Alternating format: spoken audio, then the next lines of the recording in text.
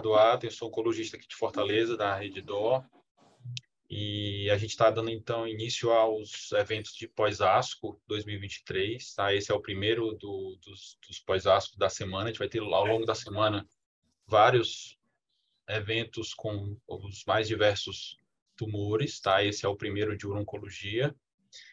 Vocês podem ver depois nas mídias sociais aí os horários dos outros, tá? Eu peço que todos deixem o áudio desligado para a gente não ter interferência.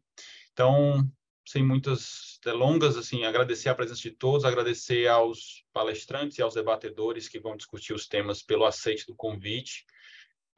A gente pode... É uma coisa bem informal, é um webinar, então a gente pode discutir bastante. A gente vai ter 3 módulos. A gente vai começar com o módulo de rim, com o Dr. Daniel Rachinhorn, vai falar sobre os principais trabalhos em rim. E aí a gente vai ter uma discussão a cada apresentação, então a gente vai discutir depois com os 2 debatedores os principais trabalhos de rim. Depois a gente vem com os trabalhos de próstata, com a doutora Mariana Siqueira, e no final o 3º módulo de bexiga com a doutora Karine Trindade. Tá? A gente vai, então, dar início. Eu queria chamar o doutor Daniel para compartilhar a apresentação dele e dar início ao nosso pós-ASCO de uro-oncologia. Oi, Léo. Boa tarde, boa noite a todos. Obrigado aí por estar me convidando para participar dessas reuniões de pós-ASCO, que eu acho que são sempre importantes para a gente jogar toda aquela informação, mastigar elas e tentar entender o que isso vai mudar na nossa rotina. Parabenizar aí você pela organização. E, enfim, vamos começar, porque o tempo é curto. Eu vou compartilhar aqui minha tela. Tá dando para ver? Está dando para ver a tela? Tá. Sim, muito bom. Então, gente, basicamente, eu separei, acho que, se não me engano, foram 4 trabalhos para falar em câncer de rim. Basicamente, a gente vai falar sempre de tratamentos de combinação, hoje, em câncer de rim, e tentar entender um pouco o que esses trabalhos trouxeram de novo no armamentário do tratamento atual dos tumores renais. Só para a gente lembrar, quer dizer, o câncer de rim veio sendo tratado de forma ineficiente, inadequada durante anos, até que mais ou menos lá para 2005, 2006, foi quando teve o primeiro boom da imunoterapia.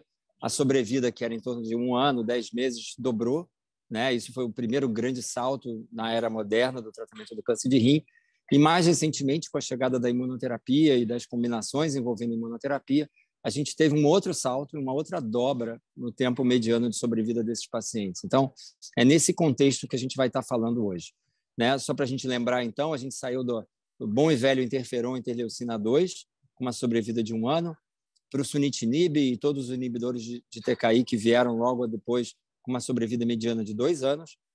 Para quando a imunoterapia foi aprovada em 2ª linha, a gente está falando agora em torno de 2 anos de sobrevida, e principalmente, né, o que a gente gostaria cada vez mais é de que essa final da curva fosse cada vez mais platô, né? Então, a gente vai comentar um pouquinho sobre o follow-up longo dos estudos, lembrando que o que a gente quer não é só aumentar a vida das pessoas, mas, idealmente, conseguir que algumas pessoas fiquem livres da doença e, efetivamente, fiquem curados, e aí o famoso platô da curva que a gente gostaria e que a gente atinge, às vezes, com a imunoterapia. Então, quando a gente pega e coloca todos esses tratamentos em contexto, a gente tem uma série de opções em primeira linha, principalmente para risco intermediário favorável, tanto imunoterapia combinada, quanto inibidores de tirosina quinase com imunoterapia, e aí as várias combinações que estão aprovadas hoje no mercado, até, eventualmente, para casos selecionados, usar inibidores de tirosina quinase isolados, considerando, talvez, principalmente naqueles pacientes de grupo favorável. E como terapias subsequentes, e aí a gente, obviamente, sabe que vai depender do que a gente der em primeira linha, a gente também tem opção de imunoterapia, ou combinações, ou cabozantinib, e outras combinações que talvez a gente acabe usando menos hoje, como, por exemplo, levantinib e everolimus. Esses estudos eles foram todos relativamente recentes e eles variaram muito, então a gente não pode comparar muito cabeça a cabeça, porque eles mudaram em termos de risco da doença, se era mais risco favorável, intermediário, quantidade de nefrectomia prévia, presença ou não de componente sarcomatoide, ou até uma coisa que a gente sabe que não é muito importante em rim, mas a expressão de PDL1. O que a gente vai trazer esse ano na ASCO, entre outras coisas, é uma evolução um pouco mais longa desses estudos. Principalmente, a gente vai falar do estudo CLEAR, né, e do estudo de Keynote 426, que avaliaram um pouco o follow-up longo desses trabalhos e o quanto isso muda no conceito que a gente tem a respeito desse tipo de tratamento, que é muito utilizado hoje em primeira linha. Mais uma vez, lembrando que o que a gente gostaria é ver respostas duráveis, né? Então, o ponto de um follow-up longo é ver, será que a resposta é durável? O que acontece com esses pacientes a longo prazo? Por quê? Porque os dados que a gente tinha até então, em termos de combinação de imunoterapia com VEGF, eram dados que eventualmente mostravam que a gente não conseguia atingir um platô de curva tão ideal quanto a gente tem, por exemplo, com imunoterapia conjugada. Então, a gente vai falar principalmente desses primeiros dois abstracts. O primeiro, o Brian Rini apresentou os dados de follow-up longo do Keynote 426, e o segundo, o Thomas Hudson, apresentou os dados do CLEAR, com sobrevida longa de 4 anos de lenva e pembro versus sunitinib. Eu coloquei aqui de novo, só para lembrar que muita gente questiona que tipo de tratamento vai se fazer em primeira linha para doença favorável, mas muitas pessoas, e eu sou uma delas, acredita que você pode utilizar tratamentos de combinação, e um desses que a gente tem usado muito é imunoterapia combinada, como, por exemplo, Ipi/Nivo em primeira linha. Existe todo um racional para combinar drogas inibidoras de tirosina quinase com imunoterapia, principalmente pelos inibidores de tirosina quinase favorecerem um pouco a ação da imunoterapia. Então, o que esses trabalhos mostraram para a gente, né? Eu vou pular um pouquinho.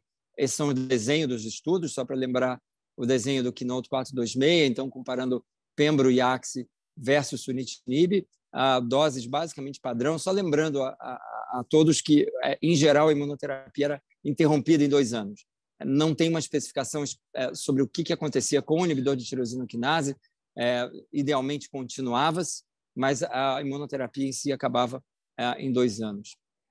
Eu não vou entrar nos dados introdutórios, mas esse basicamente é o que a gente teve nessa atualização. Então, existe uma superioridade, sim. Essa análise de follow-up longo mostrou que existe uma superioridade em termos de resposta, quando se usa a combinação versus um TKI isolado, maior taxa de resposta e, principalmente, um baixíssimo grau de progressão de doença primária. Isso é muito interessante, porque quando a gente tem um paciente que precisa de uma resposta, só menos de 10%, 10% mais ou menos, no estudo Keynote 426, 11%, no CLEAR, menos de 6% dos pacientes têm PD como a resposta inicial ao tratamento. Ou seja, a chance do paciente progredir inicialmente é muito baixa, né? Ou seja, respostas elas vão ocorrer na maioria dos pacientes. O outro dado que a gente consegue, de novo, confirmar é o ganho de sobrevida livre de progressão. Aí alguém poderia dizer, mas o que isso me trouxe de novo? O que a gente trouxe de novo, na verdade, é o follow-up longo e mostrando como é que essas curvas evoluem com o tempo. E aí é interessante, e alguns talvez fiquem decepcionados, quando a gente olha a durabilidade dessa resposta e o que acontece em termos de sobrevida global. E a impressão que a gente tem, quando o follow-up é maior, é que as curvas vão se juntando. E, obviamente, elas vão se juntando porque os pacientes começam a ter acesso a outros tratamentos em segunda ou terceira linha, em especial a imunoterapia. Mas quando a gente compara isso, por exemplo, com o dado de Ipi/Nivo, e mais uma vez, a gente sabe que são estudos diferentes, a gente não vê esse tipo de alteração com sobrevida de longo prazo em Ipi/Nivo. Então, a pergunta é, será que a resposta é tão duradoura quanto eu tenho com uma imunoterapia combinada? Ou será que eu estou simplesmente jogando a doença um pouquinho mais para frente e eu realmente não estou curando mais pessoas quando eu uso um tratamento desses de combinação em primeira linha? Então, é possível que as respostas sejam duráveis. A mediana de duração de resposta é em torno de 2 anos. Como a gente sabe, esses tratamentos não incluem, em geral, o inibidor de CTLA-4, diferente do estudo que acabou de ser publicado mostrando a combinação de cabo e Ipi/Nivo, mas essa é uma combinação mais tóxica, mais complicada.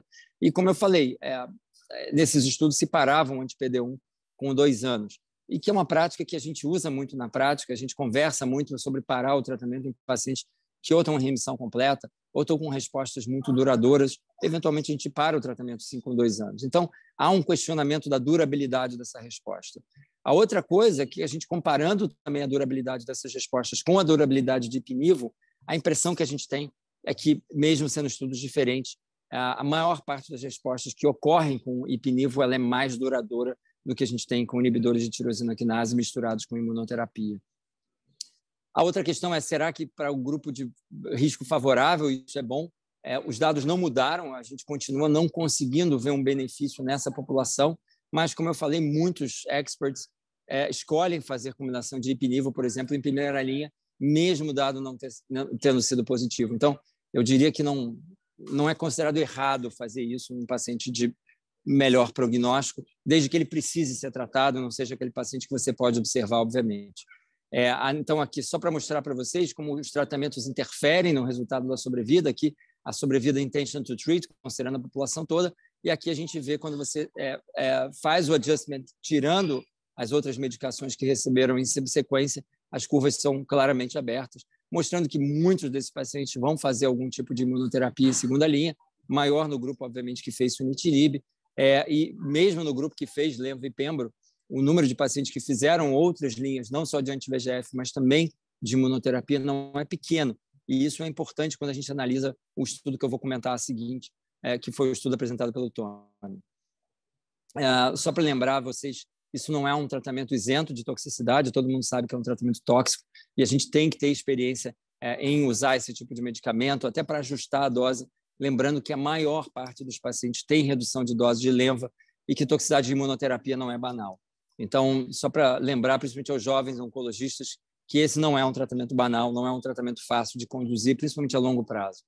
Então, os dados de update do CLEAR do 426 mudaram a prática? Não. Eles reafirmam os dados, principalmente no grupo de pacientes de risco intermediário e pobre. Não mudam também a maneira como a gente vai tratar os nossos pacientes de bom prognóstico, lembrando que muitos são tratados ou com TKI isolado ou com IO-IO, e, eventualmente, não seria errado considerar IO-TKI, mas a gente sabe que o resultado não vai mudar muito nesse grupo de pacientes. As respostas são duradouras? Provavelmente sim, mas não para a maior parte dos pacientes. Então, infelizmente, diferente de imunoterapia pura, aparentemente a resposta não é duradoura para a maior parte. Então, isso foi a apresentação do comentário do estudo. Então, a gente lembrar da importância de tratar localmente os pacientes quando possível, com SBRT ou com ressecção cirúrgica, considerar a presença de componentes sarcomatoides, esses são pacientes que especialmente respondem bem à imunoterapia. E, obviamente, se eu precisar de uma resposta rápida, eu provavelmente favoreceria um tratamento com IO-TKI, mas se eu não precisar de uma resposta imediata, a IO-IO parece ser uma opção muito boa, principalmente pela durabilidade da resposta e do tail da curva, que parece mais platô do que com TKIs envolvidos. A gente sabe, como eu falei, que tem estudos de triple combination, no COSMIC foi apresentado recentemente, existe uma tendência para tentar incorporar novos agentes, estudos em andamento com belzutifan, mais pembro, mais inibidor de TKI, mas isso ainda não muda a nossa prática no final das contas. Um outro trabalho que tem que ser comentado é o trabalho do Tony, que foi apresentado, o Contact Tree. Esse estudo foi um estudo que basicamente queria responder uma pergunta prática: será que eu fazer uma primeira linha com alguma imunoterapia, e geralmente, muitas vezes com um TKI, e eu voltar a fazer uma outra combinação de IO e TKI em segunda linha, eu tenho um benefício, né? E aí, basicamente, o estudo avaliava exatamente esse re-challenge de inibidor de tirosina quinase com imunoterapia versus inibidor de tirosina quinase em pacientes que tinham sido previamente tratados com alguma imunoterapia. E como é que foi feito isso, né? Foi feito basicamente, eu vou pular isso aqui, com uma combinação de ateso e cabo versus cabo isolado. 2 comentários importantes. Primeiro, a dose de cabo foi feita de 60 miligramas, a gente sabe que poucos pacientes aguentam isso. E segundo, a imunoterapia utilizada foi a atezolizumab, que é um anti-PDL1, e que particularmente não é uma droga que tenha atingido grandes resultados em câncer de rim, e eu diria até em outros tumores uroteliais. Lembrando que pacientes poderiam ter sido tratados com imunoterapia em primeira, segunda linha e, eventualmente, até tratamento adjuvante. A importância disso é que, obviamente, existem dados não só retrospectivos, como prospectivos, que sugeriam que esse tipo de abordagem era interessante. O dado talvez melhor seja o dado de lenva e pembro em segunda linha, que mostrava, pelo menos em estudos de fase 2, pequenos, respostas objetivas acima de 50%. Então, será que eu ficar cambiando e trocando agentes em sequência fazia sentido? Lembrando que nesse estudo a maior parte dos pacientes era de clear cell. Como eu falei, a dose de cabo era uma dose de 60. O objetivo primário era PFS e overall survival como a co-primary, e secondary endpoint, PFS pelo investigador, e taxa de resposta, duração de resposta e segurança. pouquíssimos pacientes tinham feito tratamento adjuvante, então a maior parte, tinham feito imunoterapia adjuvante, então, na verdade, esse estudo, como a gente vai mencionar, não responde essa questão. A maior parte dos pacientes que fizeram tratamento em primeira linha de imuno fizeram ipinivo e em segunda linha nivo isolado, mas um bom grupo de pacientes fez combinações de inibidor de tirosina quinase mais imunoterapia. Em torno de 20% desses pacientes tinham feito IO com TKI primeira linha. Houve diferença? Não. Em termos de resposta, a resposta foi igual. Em termos de primary PD também foi igual, disease control igual, duration of response foi igual. Então, não teve nenhum critério de melhora quando foi feita a combinação. O estudo reafirma, na verdade, que cabozantinib é uma ótima droga em segunda linha. As taxas de resposta foram até maiores do que os estudos anteriores, em torno de 40% de resposta. Então, basicamente, o estudo foi positivo em termos de cabozantinib, mas não em termos da adição do atezolizumab. Nem PFS, nem overall survival, foi absolutamente igual ao estudo. Nenhum subgrupo de pacientes teve melhor resultado, então o estudo é claramente, amplamente negativo, sendo que, obviamente, ainda teve o adicional de maior toxicidade, e, obviamente, essas toxicidades são toxicidades geralmente imunorrelacionadas. E, inclusive, 2 mortes por alteração imunorrelacionada. E fora os eventos adversos sérios que também dobraram no grupo de pacientes que fizeram atezo-cabo. Então, claramente, esse estudo foi um estudo negativo, mas ele foi um estudo que foi importante porque ele define essa situação. Quer dizer, se eu fizer um IO em TKI em primeira linha, ou até um IO-IO, provavelmente essa não seria uma combinação que a gente recomendaria em segunda linha. Obviamente, essa combinação pode ser criticada, seja pela dose de cabo, que foi um pouco alta, ou eventualmente pela escolha do anti-PDL1, mas ele foi escolhido basicamente porque foi a única empresa que quis pagar e bancar esse estudo. Então, não foi porque o Tony achou melhor esse remédio, mas simplesmente porque era o remédio que tinha disponível para fazer o estudo. Então, a gente sabe que o re-challenge imediato após um IO não tem sentido. Ninguém sabe, eventualmente, se você fizer um IO e 1 ano depois quiser fazer a imunoterapia, se você não teria sentido, obviamente todo mundo faria, mas pelo menos uma curta exposição por pouco tempo depois de uma primeira linha ou de uma exposição prévia à imunoterapia, não teria sentido você reexpor a imunoterapia novamente. Como eu falei, poucos pacientes se beneficiaram da imunoterapia, fizeram tratamento de imunoterapia adjuvante, então ele também não responde a essa questão, mas, obviamente, o princípio é o mesmo. Se eu tiver um paciente que fez pembrolizumab adjuvante, 3 meses depois ele falha, teria pouca justificativa de eu usar alguma coisa como, por exemplo, atezo e cabo. Lembrando que é muito importante a gente lembrar que algumas combinações adaptativas já foram feitas nesse cenário e parecem ter um resultado melhor. Uma delas é, obviamente, usar ipinivo pós um inibidor de PD-1. Esse estudo já foi publicado, é um estudo pequeno, mas ele mostra que ipilimumab teria um salvage rate aí na ordem de entre 10% e 15% no máximo, em alguns estudos adaptativos que já foram publicados. Existem estudos em andamento avaliando outras combinações, uma delas que tem sido esperada com certo entusiasmo é o estudo TIVO nível 2, que avalia, na verdade, o tivozanib como uma opção nesse cenário, mas a gente não tem ainda nenhum dado que possa mudar a nossa conduta. Então, por enquanto, a única opção possível num cenário de falha imunoterapia em primeira linha é, eventualmente, tentar uma combinação de ipinivo em segunda, sabendo que a taxa de resposta vai ser bem baixa.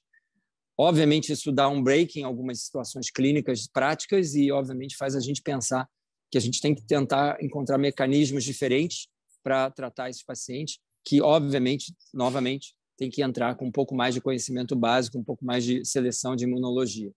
Esse estudo foi publicado na Lancet. E só para terminar, rapidamente, essa foi a atualização dos dados de nível IP adjuvante, que foi uma grande decepção. O estudo foi negativo.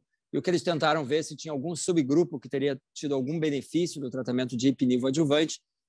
Lembrando que o ipilimumab nesse estudo foi feito de forma um pouco diferente, a cada 6 semanas e não a cada 3 semanas. E os pacientes eram muito variados, tinha inclusive pacientes com PT2, então nem todo mundo tinha altíssimo risco.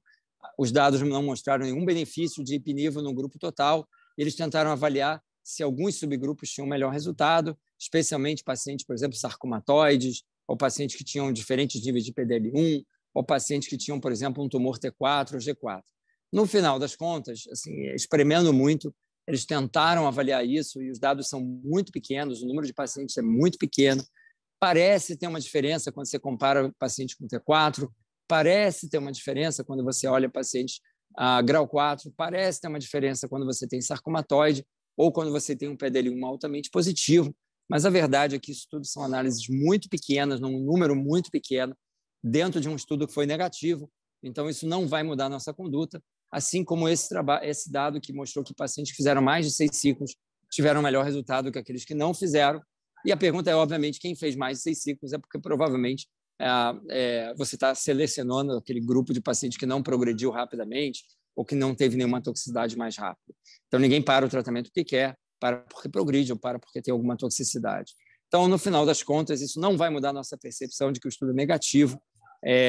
A gente não tem, nesse estudo, talvez, a única coisa que poderia ser acrescentada é dado o ctDNA, para avaliar eventualmente se pacientes que tinham ctDNA positivo tiveram algum benefício com o ipinivo, mas a gente não tem essa análise, então esse estudo, apesar de mostrar que talvez alguma seleção melhor pudesse fazer impacto, o estudo não foi bem selecionado quando foi criado, quando foi desenhado e selecionado, então isso não vai mudar a nossa prática clínica agora. Gente, muito obrigado, desculpa se me alonguei, foi um prazer estar aqui e estou aberto à discussão. Muito obrigado. Parabéns, Daniel. Vocês estão me ouvindo? Sim, né? Sim.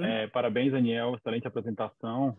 Eu queria agora, então, abrir o debate e colocar para discussão, chamar para discussão a doutora Raíssa Sena e doutor Rafael Caires.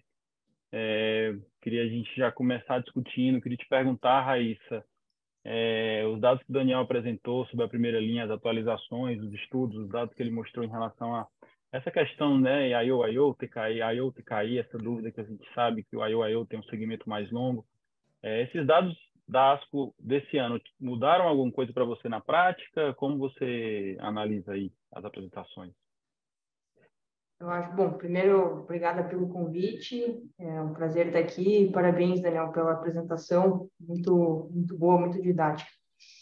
Eu acho que os dois estudos, Leonardo, imagina, os dois estudos, eles reafirmam um dado de mais longo prazo que a gente já tinha, né, com as duas combinações. Então, acho que, para mim, a mensagem é que as duas combinações, elas permanecem como uma boa opção de primeira linha.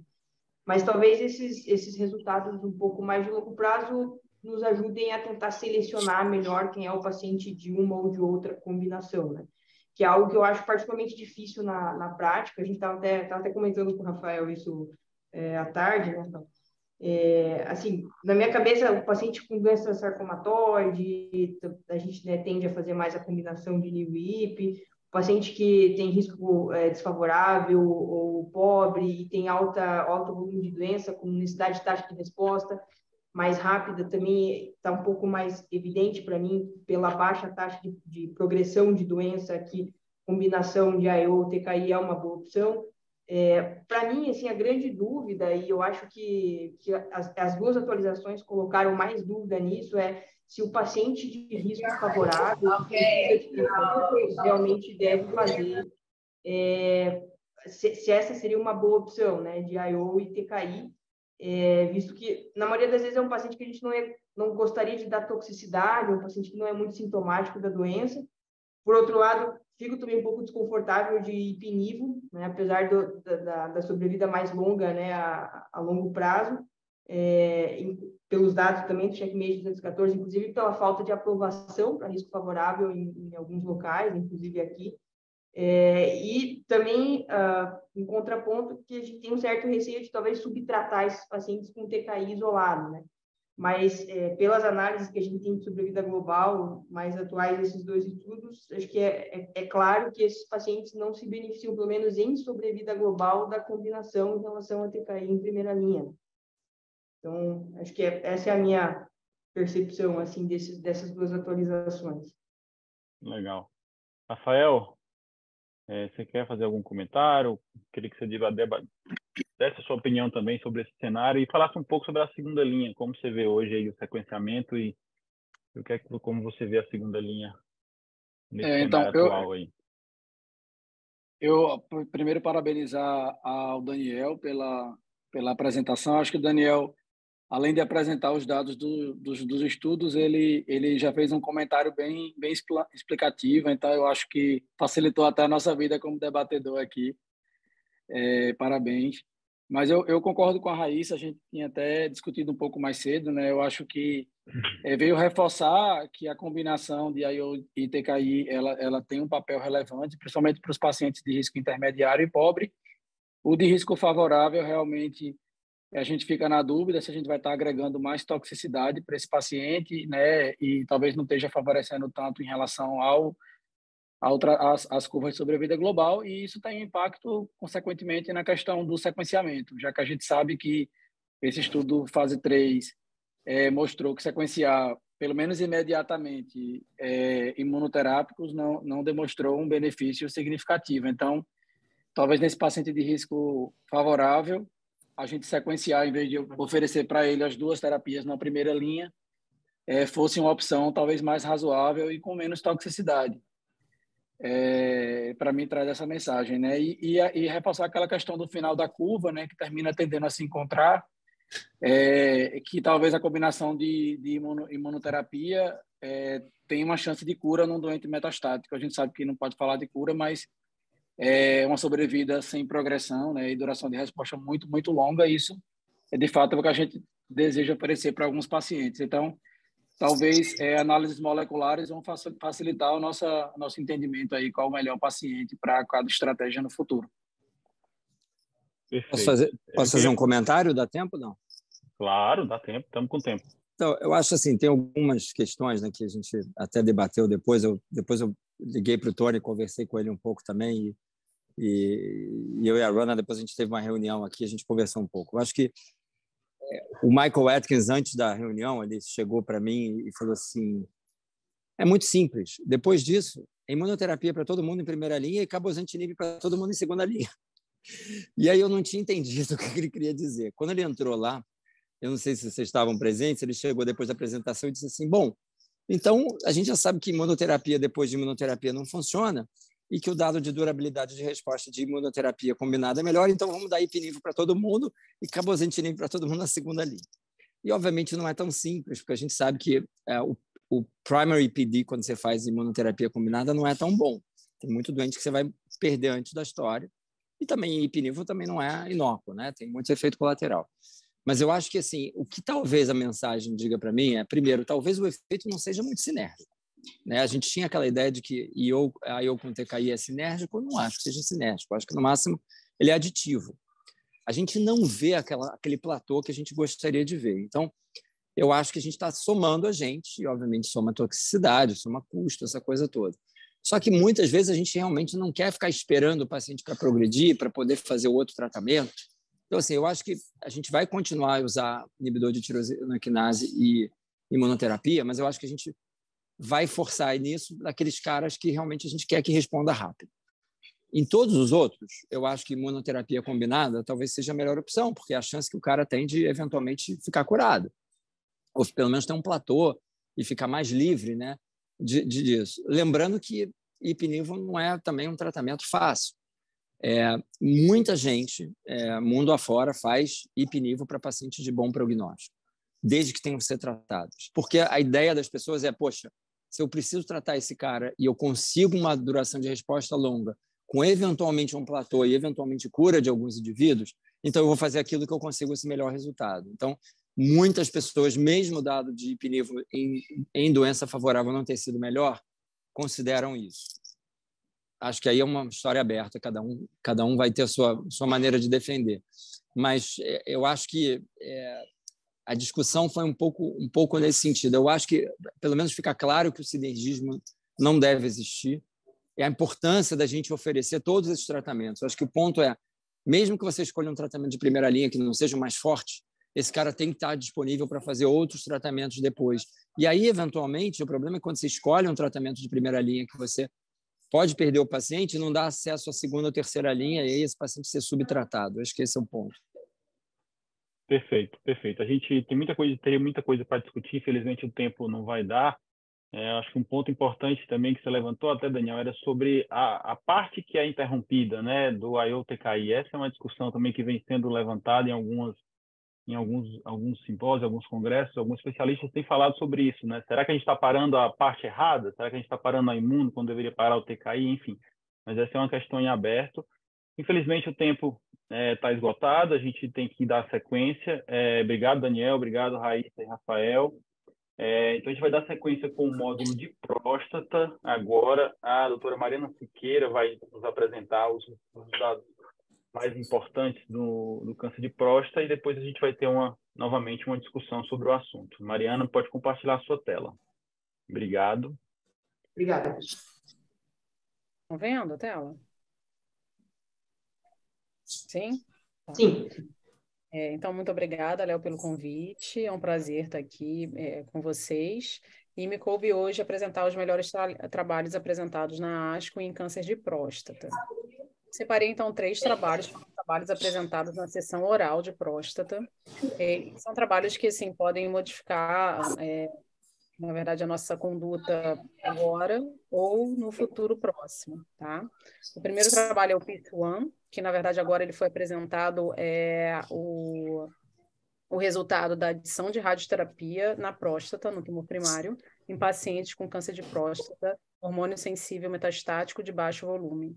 O segundo trabalho é o TALAPRO-2, que foi apresentado inicialmente, que é a associação de talazoparib com enzalutamida, que ele foi apresentado inicialmente na ASCO-GU, a coorte 1, e agora eles apresentaram a coorte de pacientes com mutação do HRR. E o terceiro trabalho é o LUPARP, que foi um estudo fase 1, com dados de segurança da associação de lutécio com laparib em câncer de próstata metastático resistente à castração. Então, o PIS-1 é um estudo grande, francês, que a gente já veio acompanhando, já tem 2 anos que ele foi apresentado, o dado dele de terapia tripla, com abiraterona e docetaxel. Aqui só mostrando que quando ele iniciou o recrutamento dele, Standard of Care, que era o braço controle dele, era uma coisa, né, que era ADT isolado, e o tratamento do câncer de próstata foi evoluindo, e eles foram mudando o Standard of Care ao longo do tempo, né, da linha do tempo. E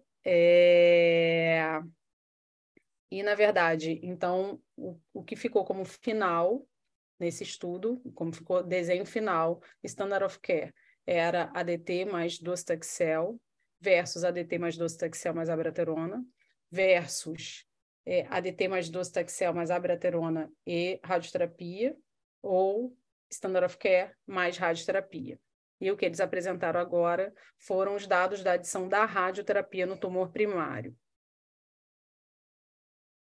Só que, só entendendo que a dose, eu acho que eu não botei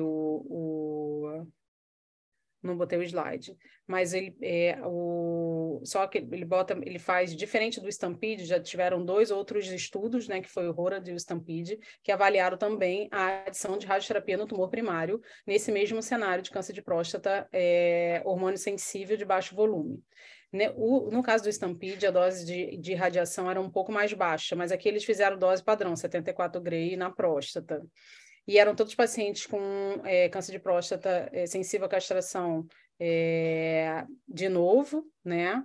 E eles tinham que ter iniciado a ADT há menos de 3 meses e eram randomizados lá para receber o docetaxel, enfim, ou docetaxel mais abiraterona, e enfim, todos esses braços. E o endpoint primário eram 2 endpoints, na verdade, era sobrevida livre de progressão radiológica e sobrevida global, tá? E é só aqui mostrando as características clínicas dos pacientes, que mais ou menos em torno de 50% dos pacientes apresentavam, 43% dos pacientes apresentavam doença, baixo volume de doença. E com relação à sobrevida livre de progressão radiológica na população de baixo volume, não teve benefício a adição da radioterapia em relação ao Standard of Care mais abiraterona. E em relação à sobrevida global, também não teve benefício a adição da radioterapia.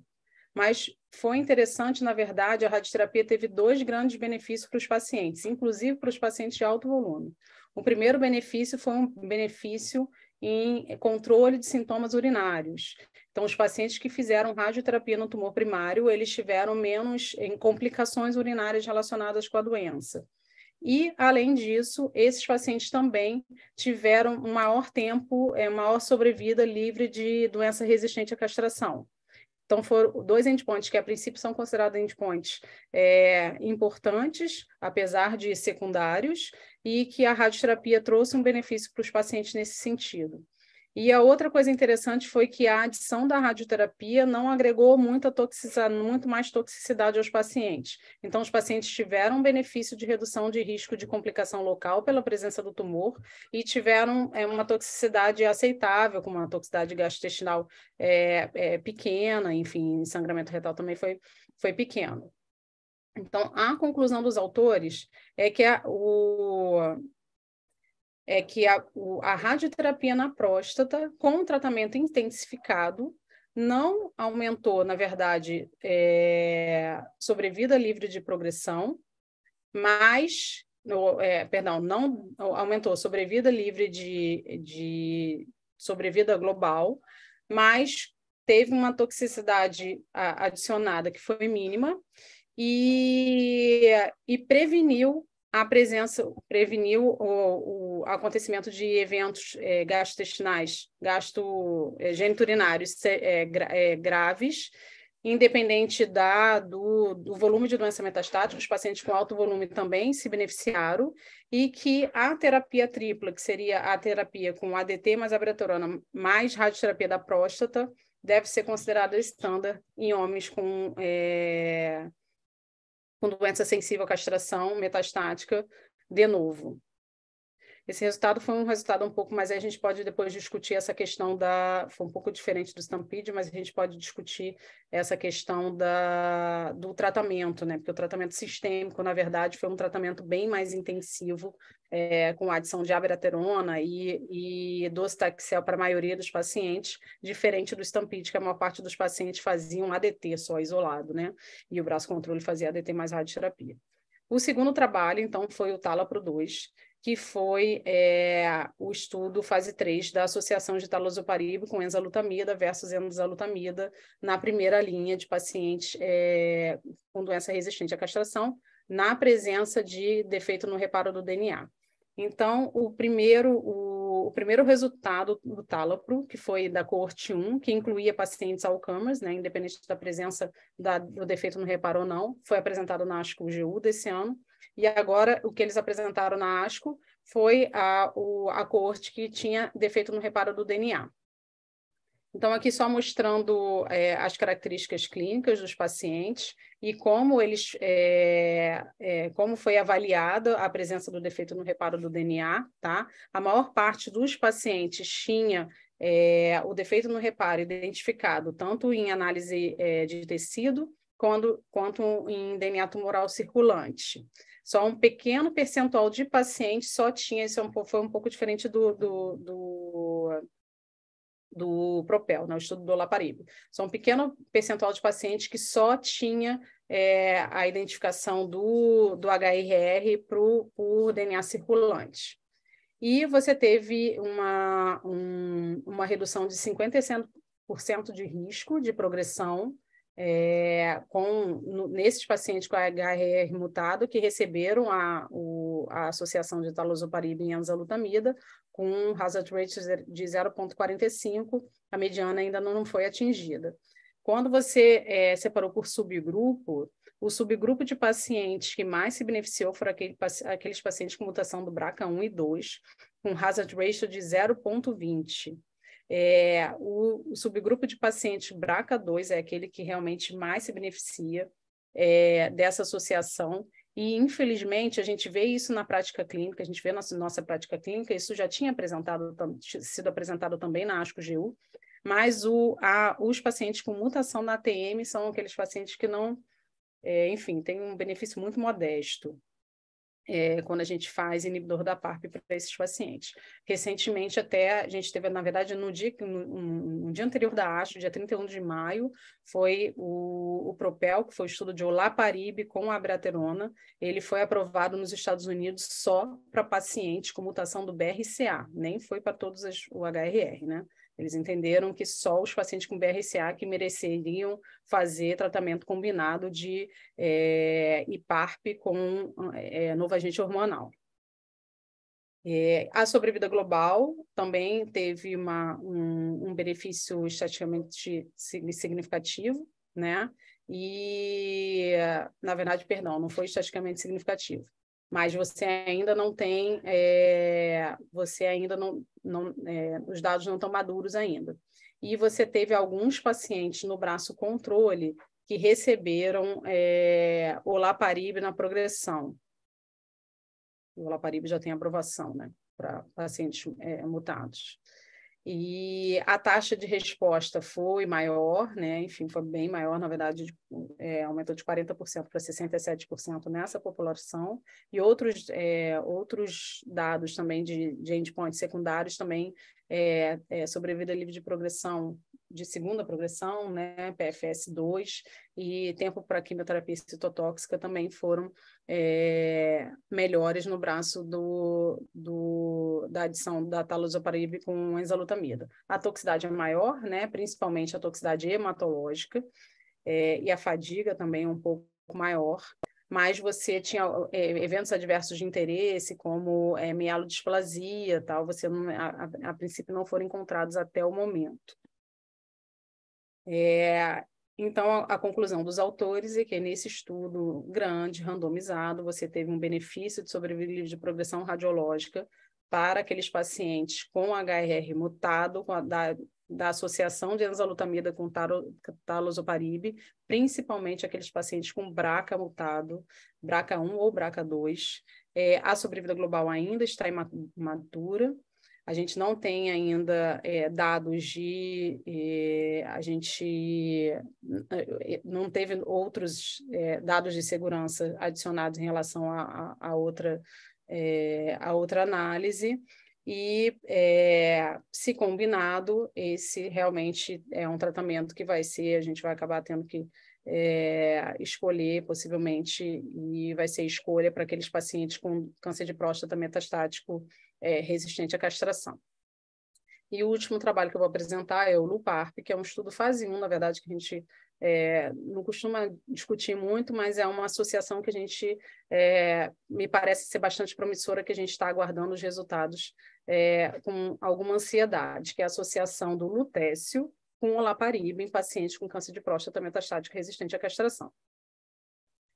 Então, assim, só com relação ao racional, para a gente associar o olaparib com o lutécio, a gente sabe que o lutécio ele causa, ele emite radiação beta, né? E causa, obviamente, Camila pode comentar isso melhor depois, mas ele causa uma quebra na fita simples do DNA, que é exatamente aonde a PARP agiria corrigindo esse defeito.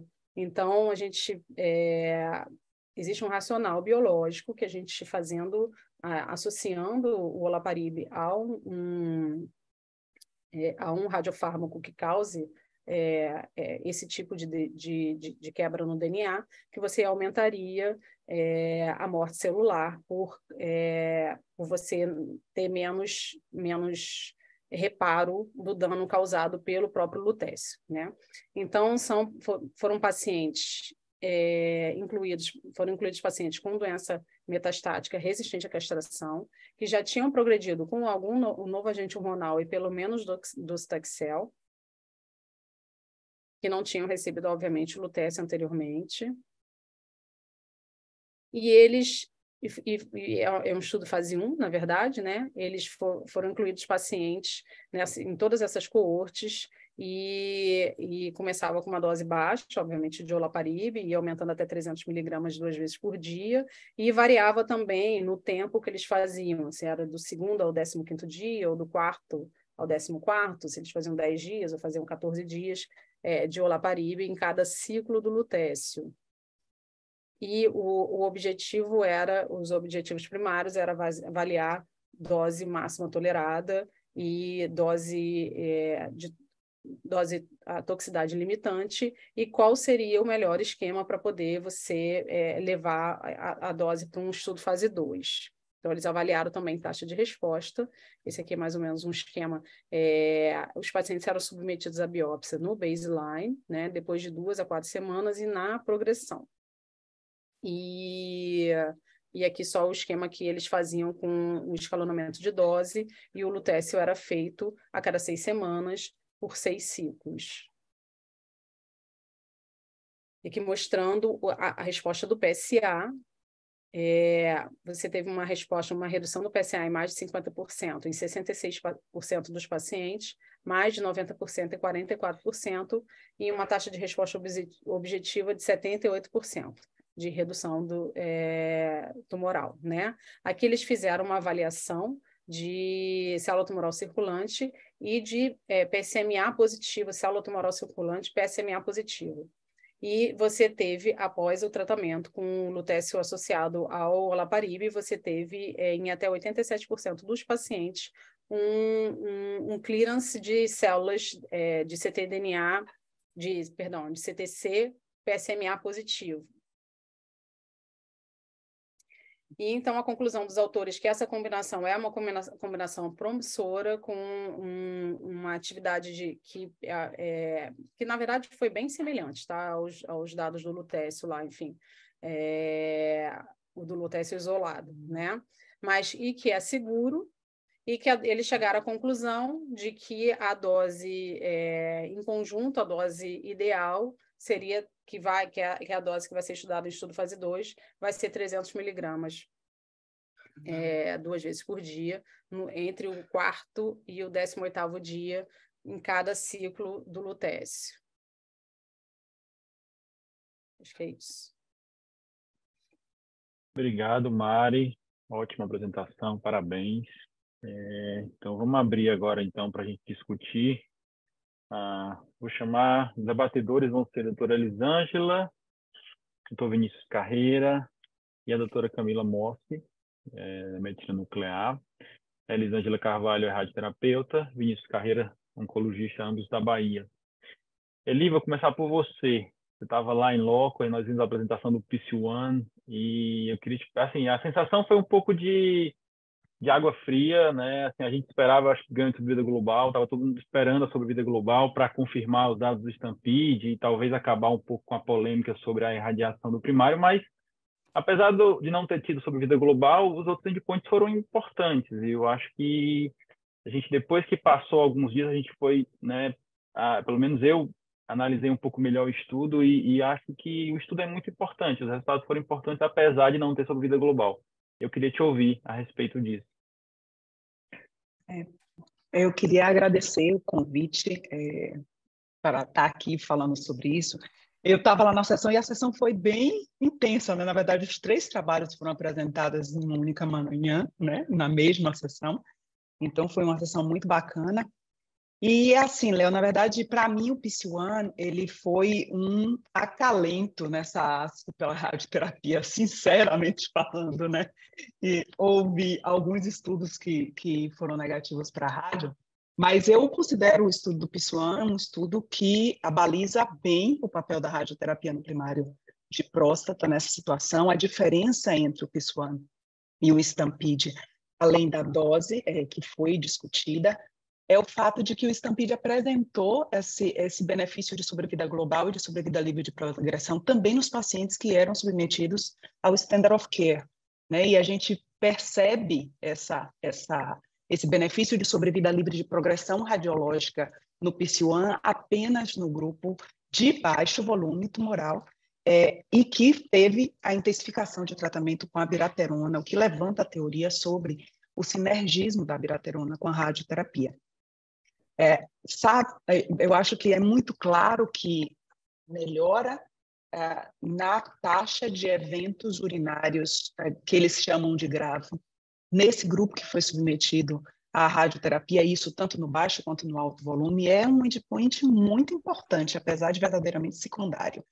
E realmente foi um balde de água fria que a sobrevida global não tenha sido alcançada, né? Não tenha sido um benefício alcançado para esse grupo.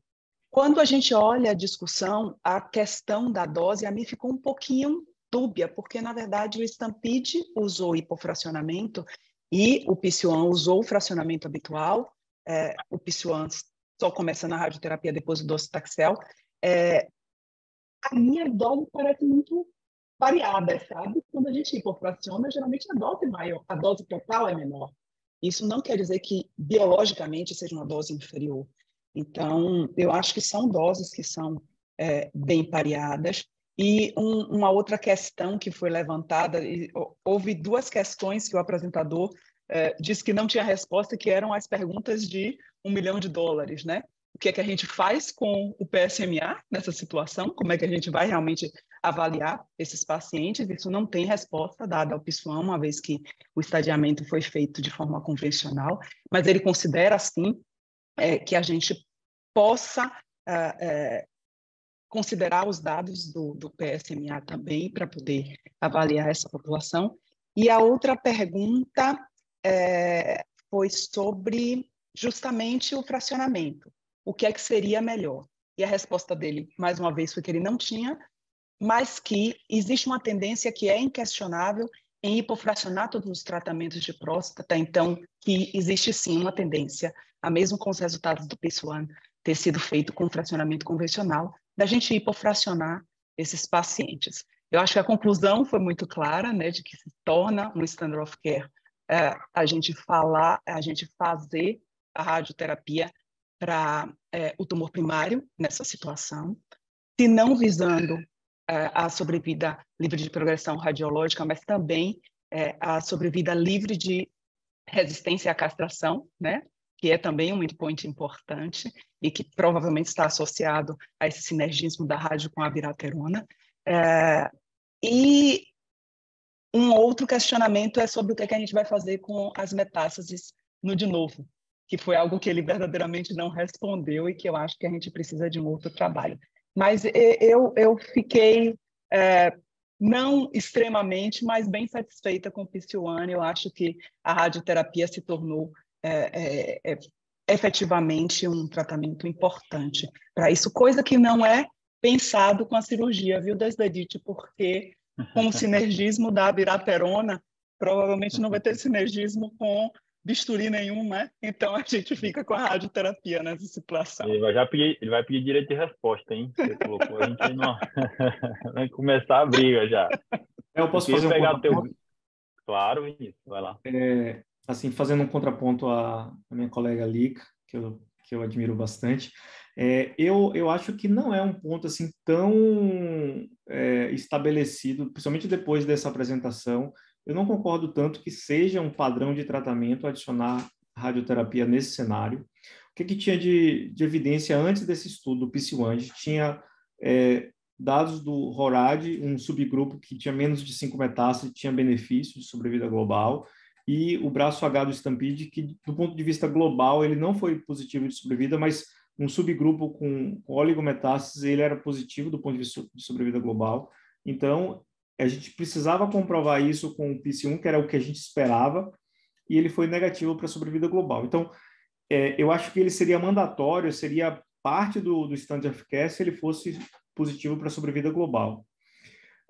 Não sendo, eu acho que em algum momento a gente pode pensar na radioterapia, na doença sensível à castração, com pouco volume de doença, mas eu não sei se é uma coisa mandatória você fazer, né?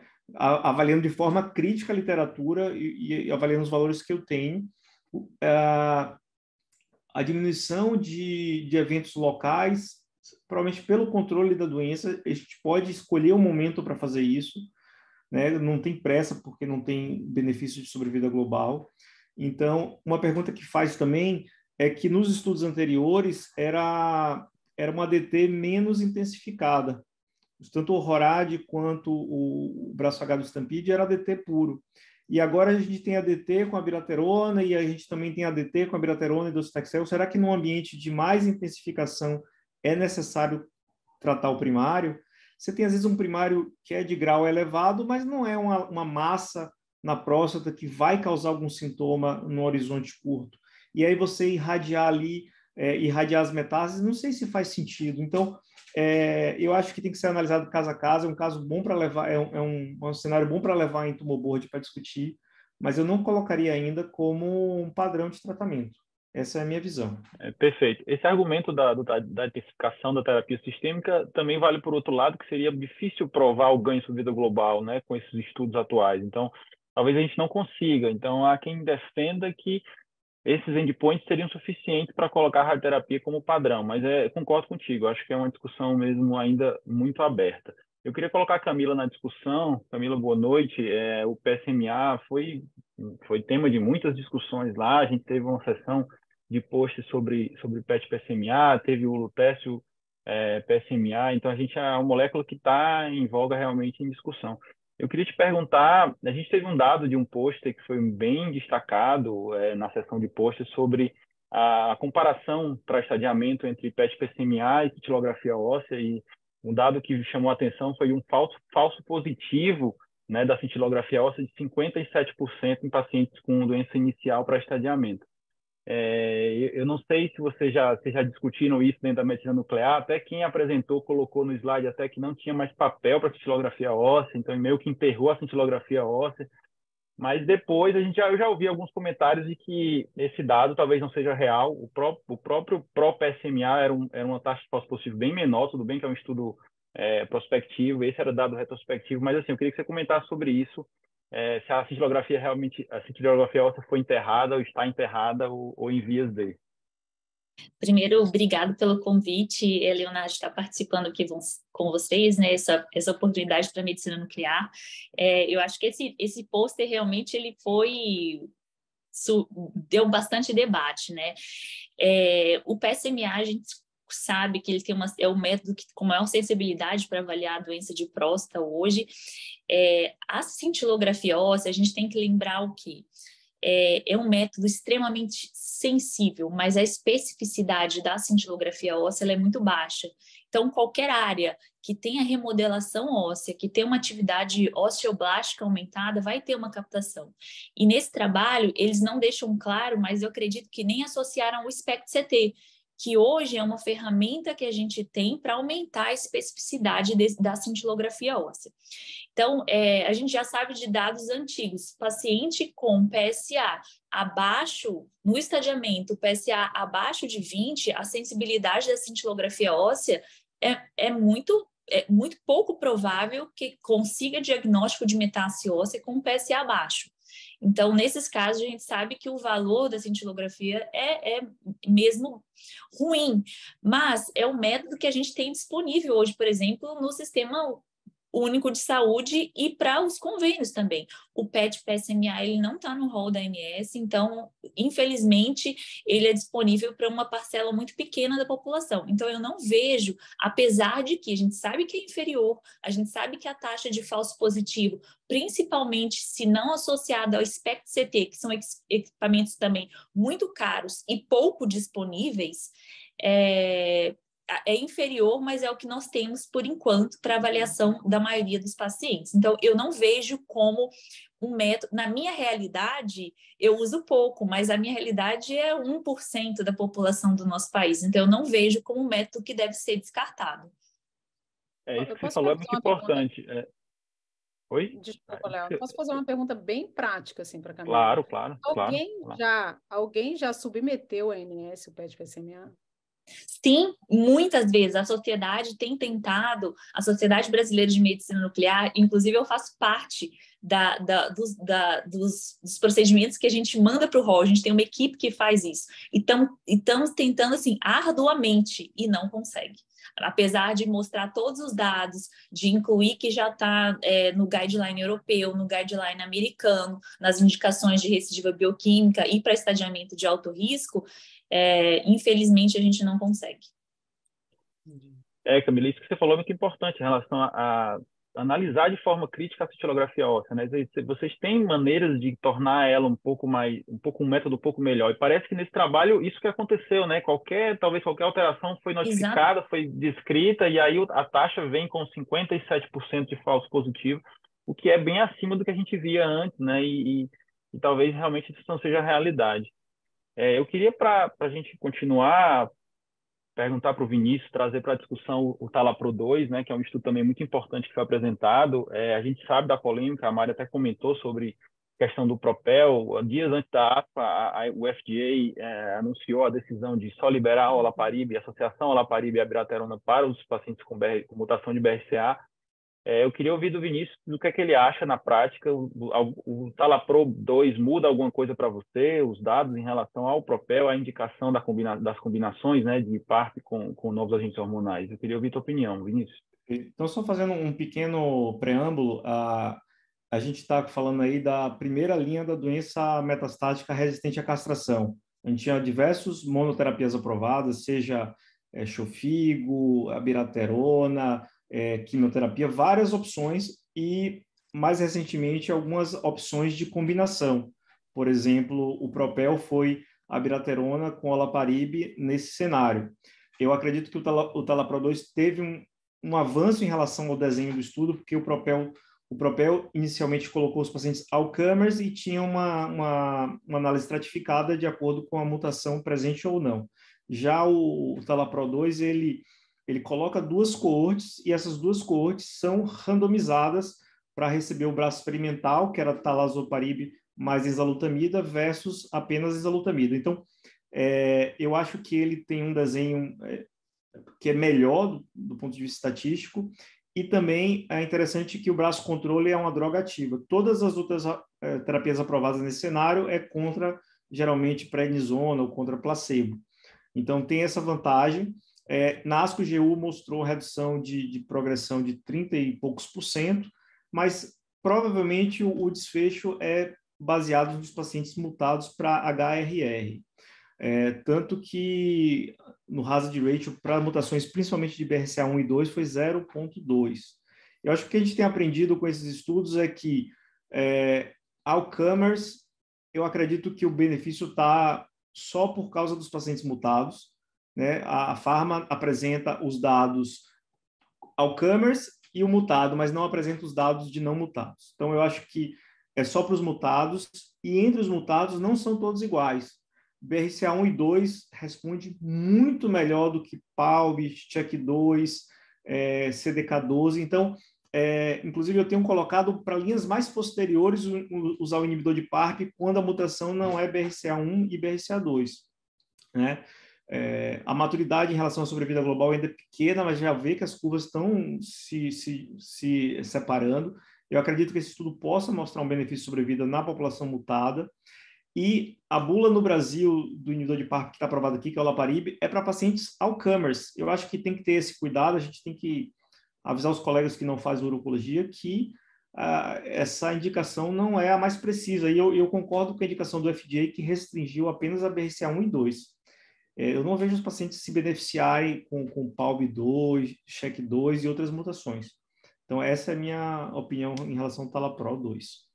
Perfeito, perfeito. Em relação até aos pacientes mutados, a dúvida que vai vir é em relação ao sequenciamento, né? Será que, como muitos dos nossos pacientes usam novos agentes hormonais em linhas precoces, no cenário hormônio sensível, por exemplo, talvez não faça sentido a combinação, você vai usar sequencialmente o inibidor de PARP na sequência, né? Então, talvez esses estudos de combinação realmente não caiam em uso na prática por vários motivos, né?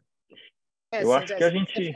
se você acreditar muito na combinação, no sinergismo e tal, enfim, você poderia até acrescentar. Você, por exemplo, já ouvi uma aula da Eleni que ela passou um caso que ela estava fazendo a abiraterona, veio o BRCA mutado, ela acrescentou o olaparib, entendeu? Então, assim, realmente seria talvez uma opção, entendeu? Enfim, de você usar. Mas eu acho que também realmente não faz sentido, talvez, você trocar um paciente que fez no cenário hormônio sensível, fez novo agente hormonal, você trocar o novo agente hormonal e adicionar o inibidor da PARP, a não ser naqueles pacientes que tem uma chance enorme de resposta, como, por exemplo, o BRCA, entendeu? Com 80% de redução de sobrevida e de progressão radiológica. Sim, sim. Perfeito. Eu acho que a gente está com o tempo acabado para esse módulo. A gente vai, então, ter que dar sequência. Obrigado a todos. Obrigado, Mari, pela apresentação, Vinícius, Elisângela e Camila pelas discussões. A gente vai dar sequência, então, para o módulo de bexiga. Doutora Karine Trindade já está online. Oi, Karine. Obrigado. Pode compartilhar sua apresentação. Obrigada mais uma vez, Léo, pelo convite. eu vou conversar aqui um pouquinho sobre os principais estudos de câncer urológico, nesse último módulo do nosso pós-ASCO, módulo de bexiga, e a seguir a gente vai discutir um pouquinho com o Bruno e o Deused. Foi bem interessante, porque como a gente tem um estudo aqui de cirurgia, né, acho que a discussão vai ser bem bacana. Eu vou apresentar primeiro o estudo de doença músculo-invasiva, 2 estudos de doença músculo-invasiva, e depois eu vou passar para a doença avançada, aqui seguindo a história natural da doença. Só tentar passar aqui. Então, vou começar com o VESPER. Tá? O VESPER é o estudo de quimioterapia perioperatória, né, e adjuvante. E a gente já tinha alguns dados do VESPER apresentados previamente. Aqui foi a análise final, né, de sobrevida de 5 anos. Então, só para a gente contextualizar aqui um pouquinho o cenário desse estudo, ele parte, né, da premissa de que o tratamento padrão do câncer de bexiga músculo invasivo é quimioterapia perioperatória, preferencialmente quimioterapia neoadjuvante, né, com base em cisplatina para os pacientes elegíveis a essa droga, seguida de cistectomia. E a gente tem duas opções, né, de quimioterapia perioperatória, que é o MVAC, dose-dense, a cisplatina com gemcitabina, são as opções mais utilizadas, e existe uma variação muito grande na literatura de qual das duas seria melhor em termos de resposta patológica completa, e a gente não tem nenhum dado, né, prospectivo comparando esses dois esquemas de tratamento. Bom, os braços desse estudo, eles não estavam muito equilibrados em termos de intensidade de dose, né? E a justificativa dos autores é que eles tentaram utilizar o mesmo tempo de tratamento, né, a entrega do paciente para o cirurgião de forma equilibrada entre os 2 braços. Então, dessa forma, eles utilizaram em um braço cisplatina com gemcitabina por 4 ciclos, que é o mais utilizado na maioria dos pacientes. Em termos de quantidade de ciclos, né, quando se faz cisplatina e gemcitabina, geralmente se faz 4, algumas vezes chegando a 6, mas geralmente 4, nesse cenário neoadjuvante e adjuvante, e o MVAC dose-densa, 6 ciclos, né, então a gente também às vezes faz 4 ciclos, mas eles utilizaram o padrão dos estudos, que seria 4 de gemcitabina com cisplatina e 4 de MVAC dose-densa, né, dando um tempo total de tratamento igual para os 2 braços. Os critérios de inclusão foram pacientes com histologia pura ou mista, né, mas a grande maioria dos pacientes com histologia pura, neuroendócrino, não entrava, e ECOG 0 ou 1, e pacientes, obviamente, elegíveis à platina. Enquanto ao estadiamento, a partir de T2N0, os pacientes já entravam no braço neoadjuvante, e daqueles que fizeram adjuvância, um percentual bem menor de pacientes, a partir de PT2 ou N positivo, obviamente M0.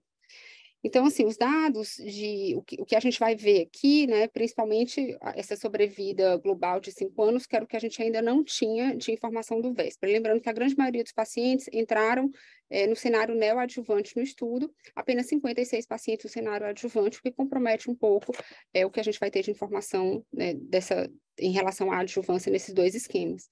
Então, em relação à quantidade de ciclos, né, chama a atenção que os pacientes conseguiram completar mais do que geralmente a gente vê até na prática. Então, por exemplo, 6 ciclos de MVAC dose-densa em 60% dos pacientes. Isso não comprometeu a cirurgia, porque um receio, né, do MVAC dose-densa é que os pacientes fiquem muito deteriorados após a quimioterapia. A gente já escutou muito isso, né? Acho que isso vem caindo um pouco, mas a gente escutava muito, e até os próprios cirurgiões antigamente tinham medo de mandar os pacientes para quimionel, porque os pacientes poderiam perder a performance da cistectomia e não conseguir fazer a cirurgia. Mas mais de 90% dos pacientes fizeram a cistectomia. E, obviamente, a MVAC dose-densa deu um pouco mais de efeito colateral, mas isso não impossibilitou ou reduziu, né, a intenção de tratamento e a quantidade dos pacientes que, de fato, entre a intenção de tratamento e a quantidade de pacientes que, de fato, trataram. Os pacientes conseguiram fazer uma MVAC dose-densa dentro do estudo sem grandes dificuldades. Então, isso é o que a gente tinha de informação prévia, né, uma sobrevida e livre de progressão em 3 anos, que foi superior numericamente para o MVAC dose-densa, mas sem diferença estatística. E quando a gente pega só os pacientes com QT-neo, que fizeram quimio neoadjuvante, houve uma superioridade para o MVAC dose-densa em relação à cisplatina e gemcitabina. Em relação à sobrevida global em 5 anos, mais uma vez, esse aqui, quando a gente pega todos os pacientes que eram endpoint do estudo, né, A gente não vê diferença estatística, apenas numérica, então a gente pode até... Não foi isso que o estudo, né, vendeu assim, durante a apresentação, mas para quem for mais criterioso, pode até considerar o estudo negativo, porque ele não atingiu essa significância estatística para a sobrevida global quando junta todos os pacientes, mas quando a gente tira os pacientes que fizeram QT adjuvante e considera só aqueles que fizeram quimio neoadjuvante, aí, de fato, o benefício importante de sobrevida, 66% dos pacientes vivos com MVAC dose-densa versus 57% em 5 anos, com redução do risco de morte em torno de 30% para o MVAC dose-densa.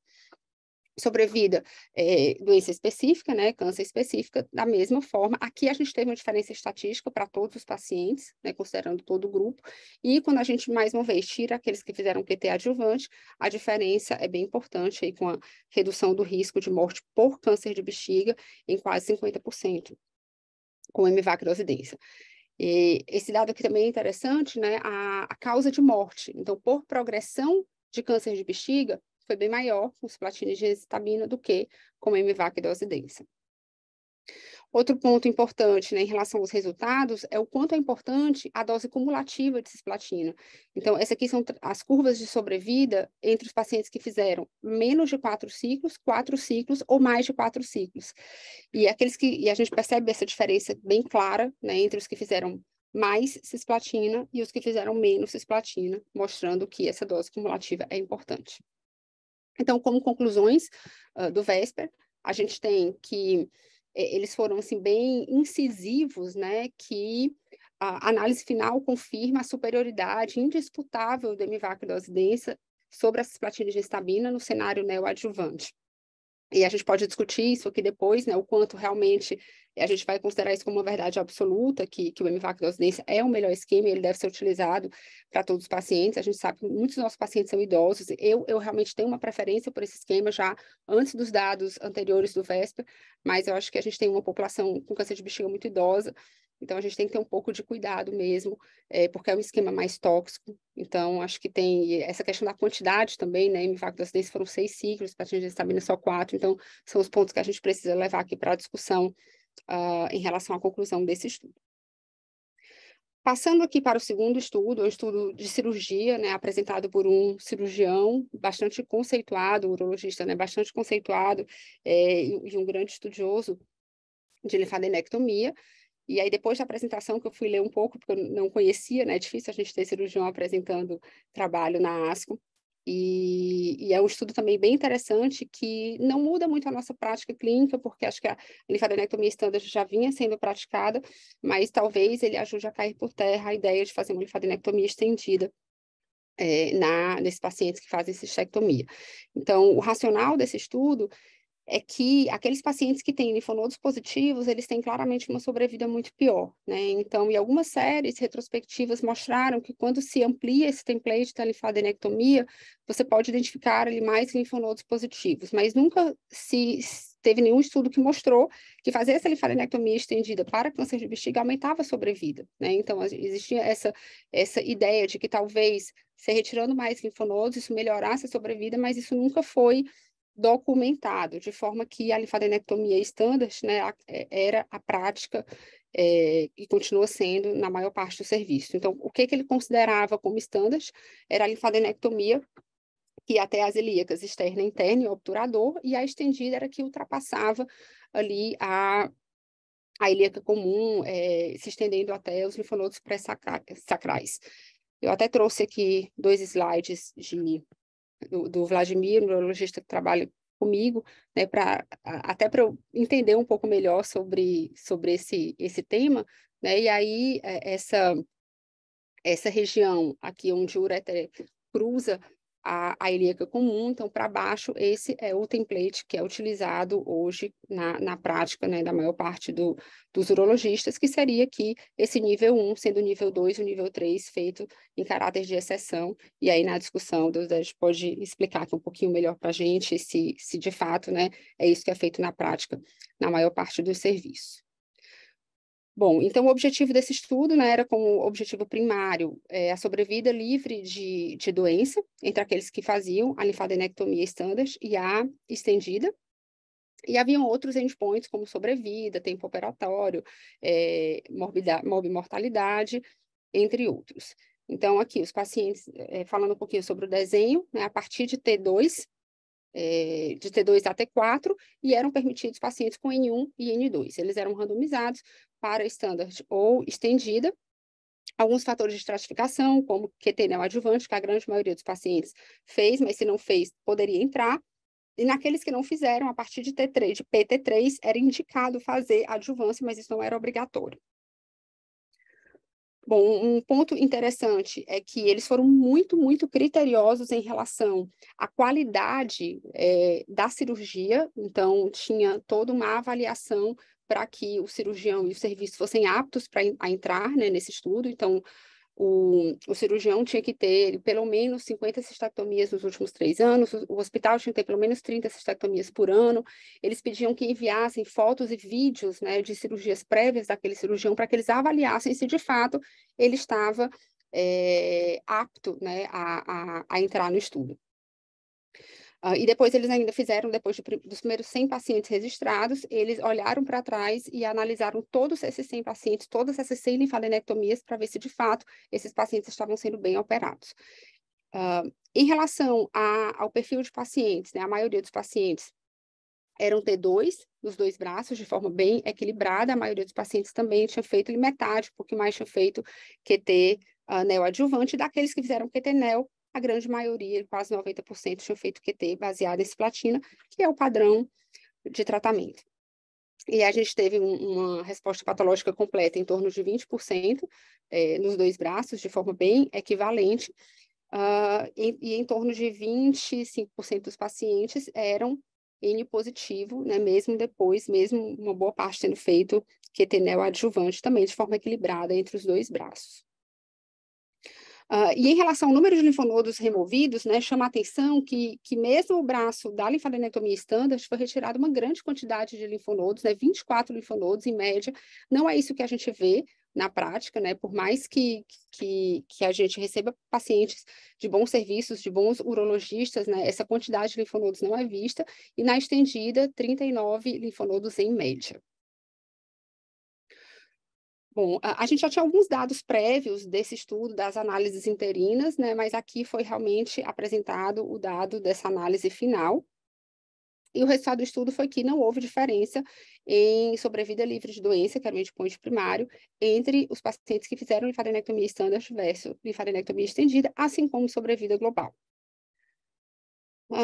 Em relação houve também uma avaliação em relação ao estadiamento pós-cirúrgico, né, entre esses braços, também não houve diferença. Agora, aqueles pacientes que tinham um PT3, nesse subgrupo, houve ali uma diferença da estendida para a standard sendo superior em sobrevida livre de progressão e em sobrevida global. Né? Acho que isso aqui é mais um dado gerador de hipótese, não dá para a gente inferir que precise fazer linfadenectomia estendida nesses pacientes, né? Até porque o número de pacientes vai diminuindo à medida que a gente vai dividindo aí nesses subgrupos. Outro ponto importante é que a linfadenectomia estendida aumentou a morbimortalidade, né, de fato. Então, houveram aqui 19 mortes no braço que fez linfadenectomia estendida versus 7 mortes na standard, nessa mortalidade aí pós-operatório de 90 dias. Foi colocado até para discussão um outro estudo prévio, que também comparou linfadenectomia standard versus estendida, e que também não houve diferença, houve até uma pequena diferença na mortalidade de câncer específica, mas sim diferença em sobrevida livre de progressão e sobrevida global. Então, como conclusões, ele coloca que realmente, resumindo aqui todo esse slide de conclusão, não houve diferença entre as duas linfadenectomias, sendo a standard permanece como padrão, né, porque a fazer estendida não aumentou sobrevida e aumentou ali, a morbimortalidade dos pacientes.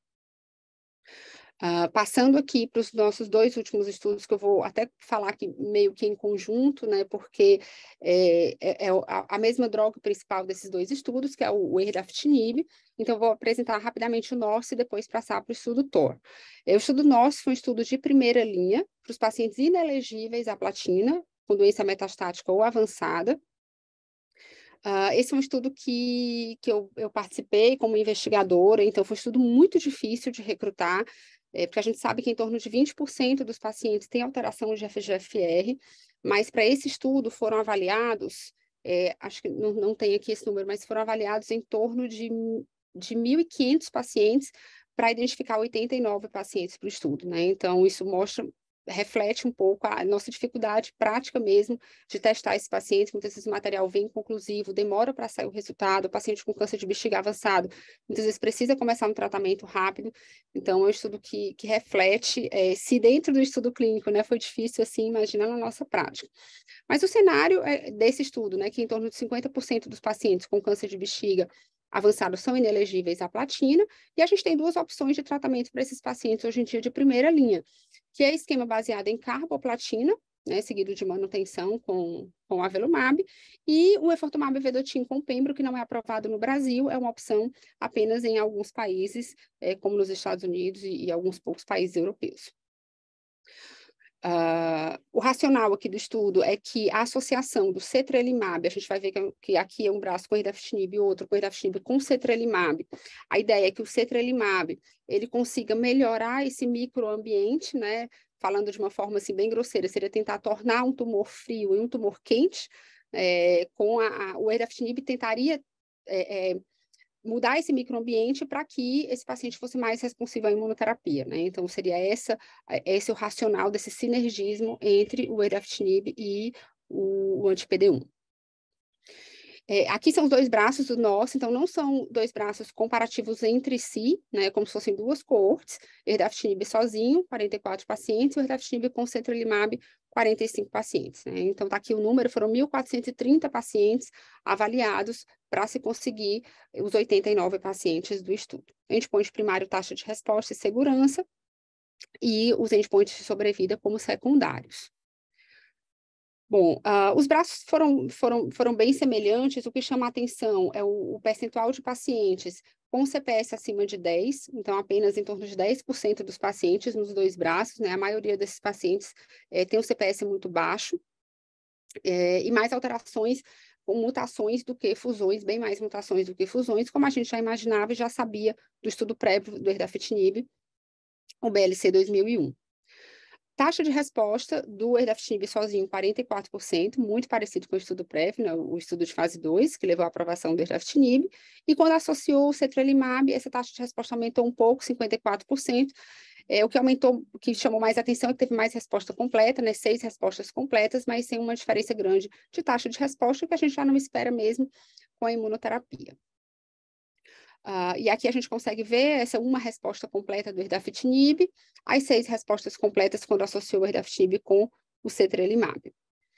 Em relação à sobrevida livre de progressão, os dados do erdafitinib sozinhos, tanto de sobrevida livre de progressão como de sobrevida global, são muito semelhantes com o estudo anterior. A sobrevida global está um pouco maior, mas a sobrevida livre de progressão muito semelhante, 5,6 meses. Mas a sobrevida global aqui de 16 meses. Eu acho que isso talvez reflita um pouco as novas linhas de tratamento que vem surgindo, o próprio o acesso à imunoterapia em linhas subsequentes, o próprio enfortumab vedotin.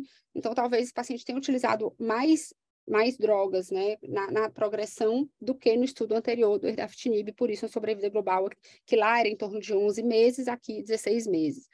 E quando se associou o cetralimab, a gente teve realmente uma melhora importante de sobrevida livre de progressão, né, de 11 meses, assim como sobrevida global, que chegou a 20 meses. E aí esses dados, eles já se equiparam um pouco aos dados do enfortumab vedotin com pembro, né, que é o que a gente tem, que a gente não tem, na verdade, aqui no Brasil, né, mas que se tem fora do Brasil também de opção nesse mesmo cenário.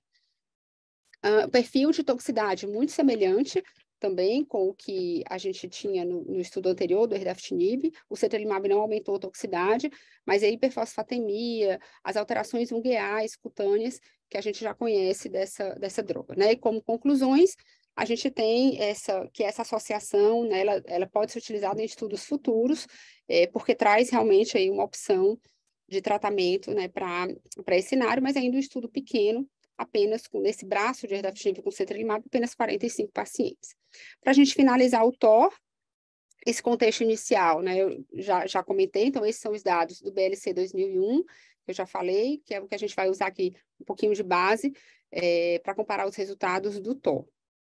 Então, o TOR foi um estudo que bastante esperado, até já surgiram outras coisas, e a gente já tinha até não se animado, mas muito com o resultado dos TOR, devido a essa evolução de outros tratamentos, como o efortumab, mas finalmente foi um estudo que demorou para sair o resultado dessa coorte. O TOR tem 2 coortes, uma que compara erdafitinib com químio, né, em linhas subsequentes, então o paciente tem que ter feito pelo menos uma linha de imunoterapia prévia, e a outra coorte que a gente ainda não tem os dados é o erdafitinib versus a imunoterapia para os pacientes que já fizeram químio, né, o contrário. E o endpoint primário de sobrevida global. Mais uma vez, a grande maioria dos pacientes com CPS abaixo de 10, e mais uma vez, muito mais mutações do que fusões. Nesse estudo, a gente tem em torno de 30% dos pacientes já tinham feito uma linha e em torno de 70% dos pacientes já tinham feito 2 linhas de tratamento, né? Então, a maioria deles, pacientes politratados. Em relação aos dados de sobrevida global, a gente tem aqui com o erdafitinib, a mediana de sobrevida global de 12 meses, muito parecido, né, com o estudo anterior, e com quimioterapia 7 meses, com HR de 0,64, né, redução do risco de morte em torno de 36% com erdafitinib versus químio. Esse benefício, ele aconteceu em todos os subgrupos, chama a atenção que trato alto, parece que esse benefício é maior, né, do que os pacientes com câncer de bexiga. Sobrevida livre de progressão, muito parecido o gráfico do erdafitinib, mais uma vez, em relação ao estudo anterior, a mesma mediana, e aí é o terceiro estudo mostrando o mesmo PFS de 5,6 meses versus 2,7 meses da químio, redução do risco de progressão em torno de 40%. Taxa de resposta muito semelhante também, 45%, né, a taxa de resposta de químio bem baixa, que a gente já conhecia também. E perfil de toxicidade, mais uma vez, não mais tóxico do que químio, mas toxicidades diferentes, químio até mais tóxica, com mais descontinuação de tratamento, mas as toxicidades do erdafitinib também são bem difíceis, né, que a gente já comentou. Alterações ungueais, cutâneas, né, e oculares. Como conclusões, né, esse estudo suporta a opção do erdafitinib, né, ele coloca inclusive como standard of care para os pacientes que têm alteração de FGFR e progrediram no anti-PDL1. E aí eu coloco aqui um outro slide apresentado, né, na discussão, que coloca em paralelo essas opções de tratamento e os dados muito semelhantes, né, do TOR, do erdafitinib, do EV301 com efortumab, e do TROFIL, que é o estudo do sacituzumab govitecan, que a gente não tem ainda aqui para carcinoma urotelial, mas que deve chegar em breve também no Brasil, e resultados muito semelhantes. O que muda são as toxicidades, né, de cada um, que são bem peculiares a cada uma dessas drogas. É isso. Acho que eu acabei... Obrigado, Karine. Obrigado, Karine. Da discussão. Excelente apresentação, realmente ficou muitos dados interessantes, acho que acabou o urotelial chamando um pouco a atenção. Eu queria já abrir a discussão, então a gente vai discutir, debater esses dados com o Deus Edith, que é o urologista da Rede Dó, e o Bruno Carvalho, lá de Brasília, oncologista clínico. Eu queria chamar já o Deus Edith para a discussão e a gente já colocar essa polêmica aí em relação à extensão da linfadenectomia. Esse trabalho realmente trouxe alguma novidade, porque foi apresentado para nós oncologistas, pelo menos, como novidade. E quando a gente foi discutir com alguns urologistas aqui, colegas, eles meio que, não é tão novidade assim, a gente já fazia assim. Então, o que é que muda realmente na prática? Se muda alguma coisa? Boa noite. Vamos lá, Léo. Boa noite a todo mundo. Léo, parabéns pela coordenação, obrigado pelo convite. Karine, parabéns pela apresentação. Eu vou usar a tua apresentação para comentar sobre esse trabalho e a apresentação do Dr. Seth Lerner, que eu tentei ir atrás desse manuscrito, mas eles ainda não publicaram. Eu tenho um colega aqui do Brasil, inclusive, que trabalha com o Lerner lá na Baylor, mas eles ainda não publicaram. Mas, de qualquer forma, Léo, acho que antes de tudo a gente tem que dizer que, assim, é um estudo clínico de cirurgia, que é extremamente bem desenhado e bem executado, então tem que dar parabéns pelo grupo da SWOG. Você vê instituições como a South California com 150 casos, a própria Baylor do Dr. Seth Lerner com 50 casos, o próprio Dr. Skinner, que fez aquele trabalho que a Karine apresentou anterior, falando de linfadenectomia, sim ou não, ele também participou, e eles tiveram o cuidado de incluir, além de centros com número mínimo de casos, esse questionário, porque quando a gente fala em linfadenectomia, a linfadenectomia de um cirurgião é diferente do outro, é extremamente heterogêneo, né? Então, eles tiveram esse cuidado exatamente de ver o ponto certinho, quanto eles fizeram de linfadenectomia, com fotos, com vídeo da cirurgia, quando era laparoscópico ou robótica, coisa que, por exemplo, a gente não viu naquele trabalho recente que a gente viu de próstata. Quando você comparava o número de linfonodos ressecados na padrão com a estendida, era praticamente o mesmo, né? Então, isso daqui é muito interessante, eu acho que tem que se dar parabéns para esse grupo. Eles conseguiram uma outra coisa, uma façanha. Eles conseguiram incluir nesse estudo 300 pacientes em cada braço. No estudo de cirurgia, para você definir, isso daí é uma coisa assim, foi um trabalho hercúleo que eles devem ter tido. E aí, para a gente falar um pouquinho agora do trabalho. Então, a Karine mostrou muito bem, eles compararam um grupo de linfadenectomia standard, que era ilíaca interna, externa e fossa obturatória, e um grupo de linfadenectomia estendida, que além desses seitos que eu falei, tem as ilíacas comuns. Então, teoricamente, você sobe acima dos ureteres, vai para as ilíacas comuns, a bifurcação da aorta e na região pré-sacral. Um detalhe técnico aí importante é que, assim, a linfadenectomia, essa standard das ilíacas interna, externa e obturatória, quando você faz a cistectomia, você já esqueletiza os vasos, então ela já faz praticamente parte da cistectomia. É diferente quando você faz a prostatectomia, que você pode, por exemplo, fazer uma prostatectomia sem linfadenectomia. Quando você inclui a linfadenectomia na prostatectomia, você está criando uma nova cirurgia, são 2 cirurgias em uma. É diferente da linfadenectomia da bexiga. E um outro detalhe importante, esse termo de estendida, super estendida, é diferente de bexiga para próstata. Quando eu falo estendida para próstata, eu estou falando até o cruzamento dos ureteres. E quando eu falo até o cruzamento dos ureteres para bexiga, é standard. A estendida de bexiga seria a super estendida da próstata, tá? Então, só um detalhe técnico, uma diferença. A região pré-sacral, por si só, já aumenta o risco de complicações. É uma região que sangra bastante, é difícil acesso, tá? Então, isso aumenta o risco de complicações, principalmente complicações de sangramento. O objetivo do trabalho, como a Karine mostrou, era tempo livre de doença, sobrevida global, e olha que o follow-up deles foi muito importante, de 6 anos, e as complicações pós-operatórias que a gente queria saber, 30 a 90 dias. A população do estudo que chamou a atenção, que a maioria era CT2, então clínico T2, e a Karine mostrou um dado lá interessante, que os pacientes que foram T3, T4 no patológico, eles tiveram uma diferença estatística de doença, de sobrevida livre de doença e sobrevida global. Então, será que esse estudo não deveria ser indicado mais para pacientes de T3, T4 ou linfonodos positivos na parte clínica? E uma outra coisa que chama a atenção da população desse estudo é que 57% dos pacientes receberam quimioterapia neoadjuvante. E isso daí, a gente sabe que tem o downstage do tumor primário e também dos linfonodos, né? Então, você avaliar linfonodo no pós-operatório de um paciente que recebeu quimioterapia neoadjuvante, você provavelmente vai perder aí doença, de identificar a doença, porque ela vai ter sumido.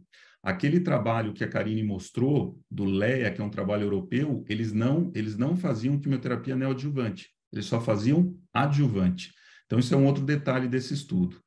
Quanto à diferença da quantidade de linfonodos, a gente viu que, como foi um estudo bem feito, teve uma diferença importante, 41 no grupo da estendida e 25 da standard, mas os N positivos foram iguais. 24% dos pacientes N positivos no standard e 26% na estendida. E um detalhe, somente 1/3 desses pacientes positivos na estendida tinham linfonodos positivos na pelve, fora da pelve verdadeira, naquela extensão. Então, só 1/3 dos pacientes, né? E uma outra coisa que chamou muita atenção, o número de linfonodos positivos. Então, quando o paciente era positivo, a média de linfonodo positivo encontrado no grupo do standard era de 1 linfonodo, e da grupo da estendida era de 2 linfonodos.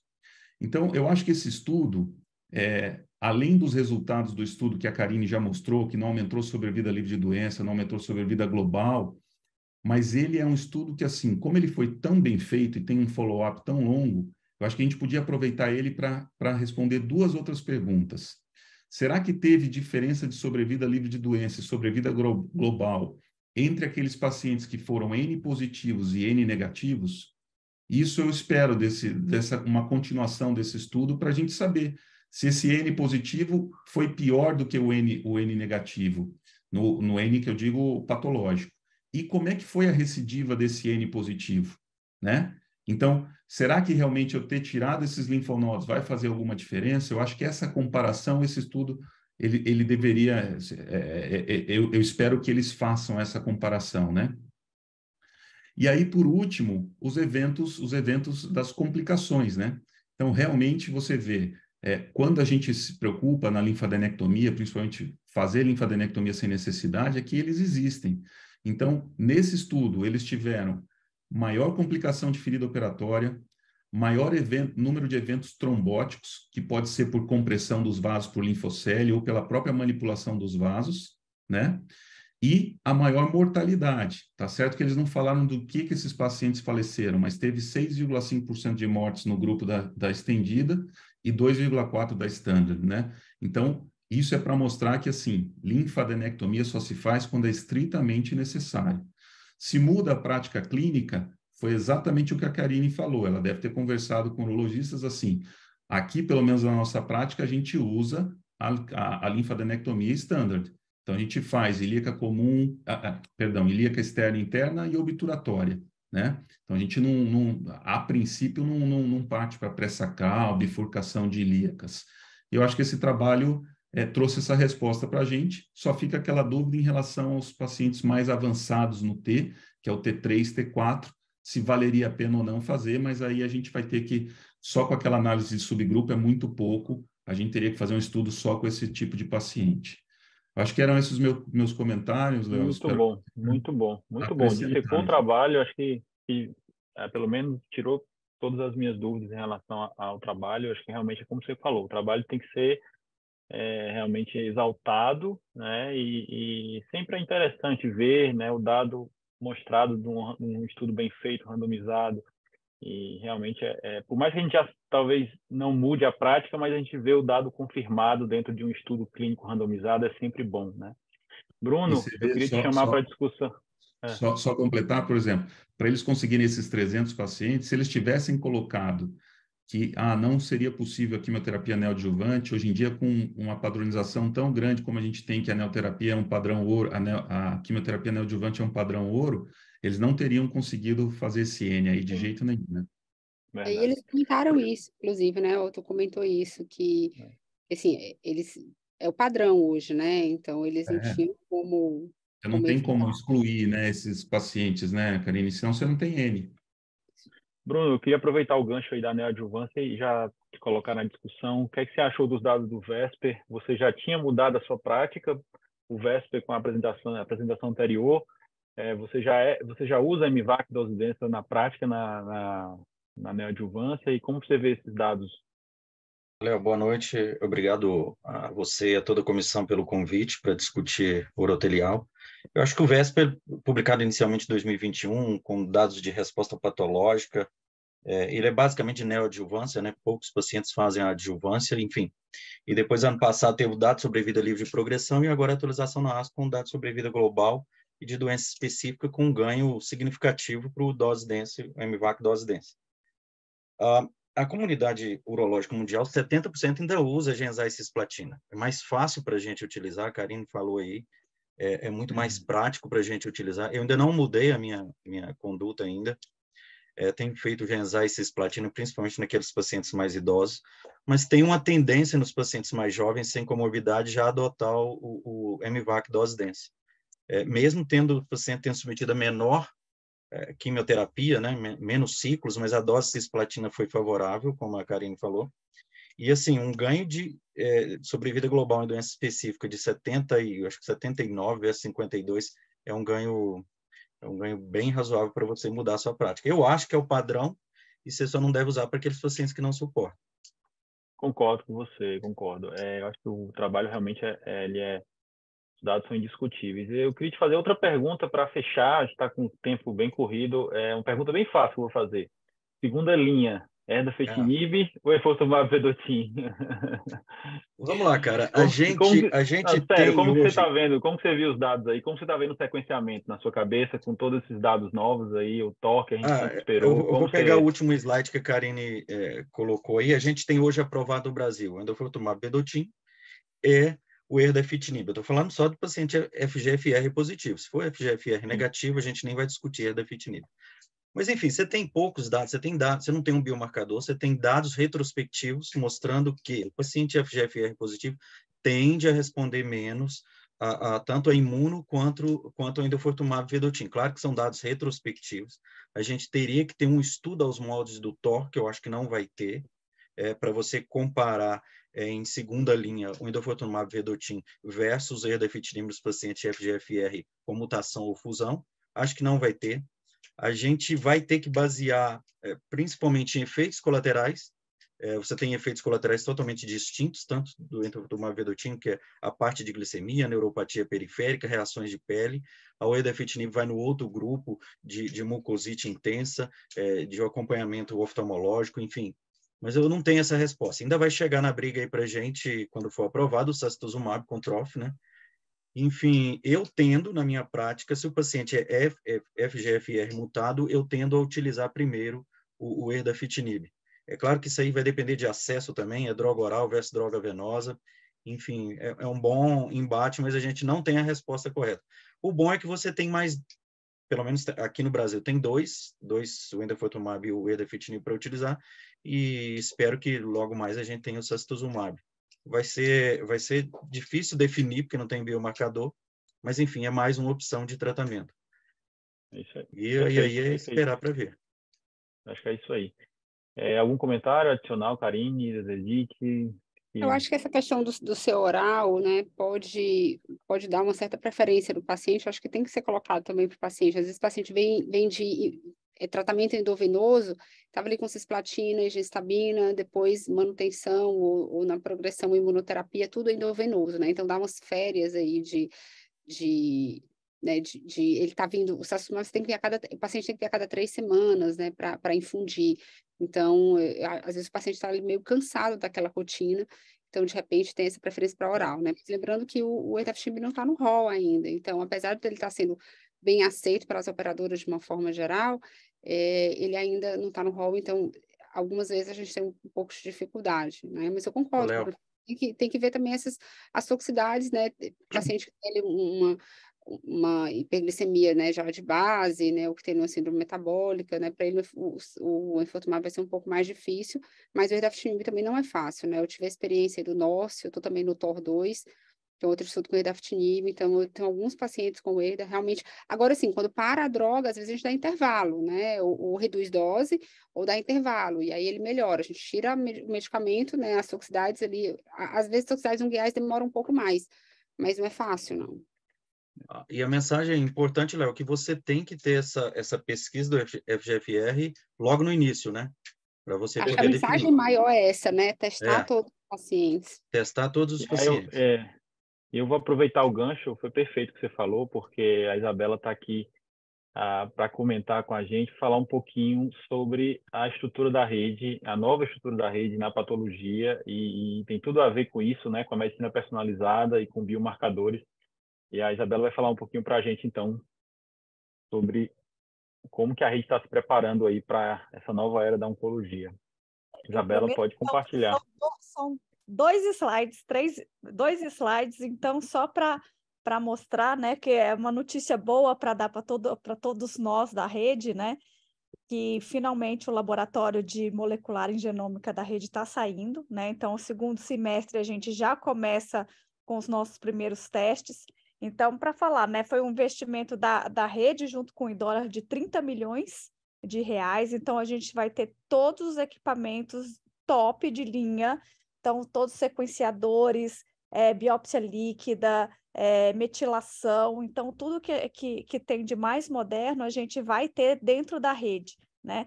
E a vantagem disso, né, pensando também junto com o IDORE e mostrar isso aqui justamente no evento pós-ASCO, é justamente que nós vamos poder começar a ter os nossos próprios dados, né? Então, a ideia do laboratório ser centralizado, ser integrado com todos os hospitais, e então, assim, a amostra está dentro da rede, vai ficar dentro da rede, o resultado também dentro da rede. Então, a ideia é justamente a gente ter todos esses dados moleculares dos nossos pacientes dentro e justamente para a gente começar a fazer nossos trabalhos. É um laboratório que também vai dar suporte à pesquisa clínica. Então, a ideia também é trazer muitos desses dados, desses projetos de pesquisa clínica com biomarcador para dentro da rede, né? Então, já tem várias farmas interessadas em usar o laboratório para isso, né? Então, é só para dar essa notícia. Então, preparem-se que, assim, no próximo semestre, a gente já está começando a rodar os primeiros testes, a gente vai avisando no Tumor Board, mas aqui no caso da URO, né? Então, tudo isso que foi discutido aqui, os inibidores, os marcadores de reparo, BRCA1, BRCA2, FGFR, né? Então, tudo isso a gente vai poder rodar para os nossos pacientes aqui dentro. Tá? Então, era só para dar essa boa notícia para vocês. Muito então, bom. Está chegando, já está tudo os equipamentos fora da caixa no prédio, né? A gente está acabando de abrir, montar. Então, próximo legal. Estamos com os testes rodando internamente, tá bom? Era isso. Tá bom. Obrigado, aqui Isabela. só para mostrar mais ou menos, ó, então só para vocês entenderem, todos os somáticos, quanto germinativo, biópsia líquida, painéis de hemato também. Então, o que imaginar, o que vocês pensarem em ter, o que tem de mais moderno dentro da rede vai ter, tá bom? Então, é isso. Léo, com essa carinha de felicidade dela, parece que ganhou. E ganhou, né? Um presentão. Olha a carinha. Um presentão novo. Bruno, sabe a sensação que tem que a gente ganhou um monte de presente de Natal e tá tirando tudo dentro da casa? Mas a gente ganhou também. Pipeta, você comemora, entendeu? Chegou uma pipeta nova, vai ser... a gente tá nessa fase. Muito bom, muito bom. Tá bom? Muito bom. Pessoal, eu acho que a gente já realmente está com o horário encerrado. Eu queria agradecer muito a todos os que palestraram, a todos os que debateram. Obrigado mesmo. Foi muito bom, a discussão foi excelente. Acho que a gente trouxe aí vários tópicos importantes da urologia atual e a gente meio dissecou bastante aí os principais trabalhos da ASCO. E obrigado. E acho que é isso. Boa noite a todos. Vamos encerrar a transmissão, tá bom? Obrigado, pessoal. Boa noite, gente. Boa noite. Boa noite. Tchau, tchau.